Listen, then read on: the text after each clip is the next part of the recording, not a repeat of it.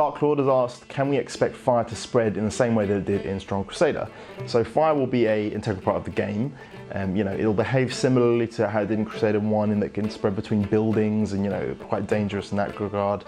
But we've rewritten it completely to spread in a more realistic fashion and in a more believable fashion. So it will set fire to units and they'll sort of run around screaming on fire, which is always good fun. There'll also be dynamic events that can set fire to your buildings at any time. So you'll want to be ready to douse flames, if needed. Helix has asked us, will Crusader 2 feature an all-new soundtrack? We're actually really happy to be able to say that Robert Uvino will be coming back to do the soundtrack.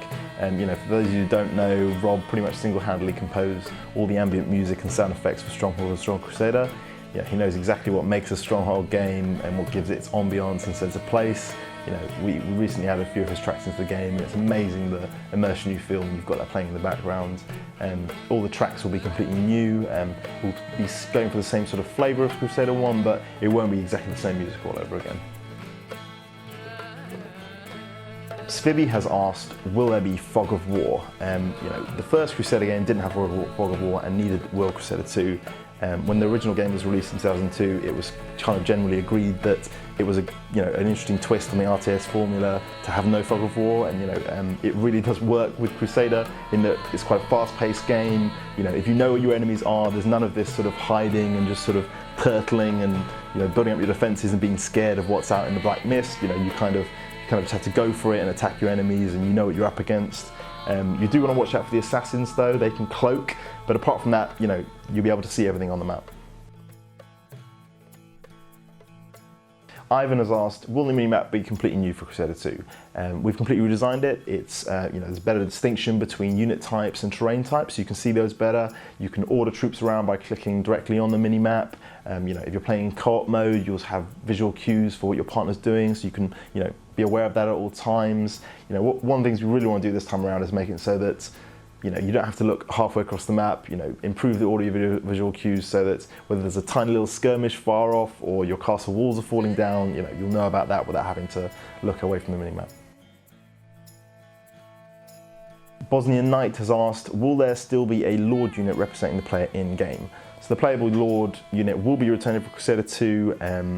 It won't just be a generic Lord anymore. So for example, if you choose to play as the Caliph, you'll see the Caliph as a unit on the map. You can order him around, you can play with him like a regular unit and he'll represent you on the map. You've got to watch out for assassins though, they can scale walls and cloak, so watch out for those guys, but you can definitely order your Lord unit around and you can even send him into battle if you want to. Benedict has asked, will the new AI characters be based on history or will they be fictional? Obviously we love our history and so do you if you're watching this video. Some of the characters will be inspired by historical figures like Richard I, but we also want to create our own characters and maybe you return some characters from past Stronghold games, so you'll have to find out which ones those are. But there'll be a balance between those two things. So one B-Boy has asked, will the difficulty level be similar to that of Crusader 1? The Stronghold games are never easy, and Crusader series is kind of like a fast-paced version of Stronghold, so you won't be able to play it blindfolded. The AI will be quite brutal and devious. You won't be able to take your time too much, but the single player, this time we're spending quite a long time managing the difficulty curve and getting it just right, so it will be hard, but it won't be impossible. So Patrick has asked, will you be putting out any DLC post-release?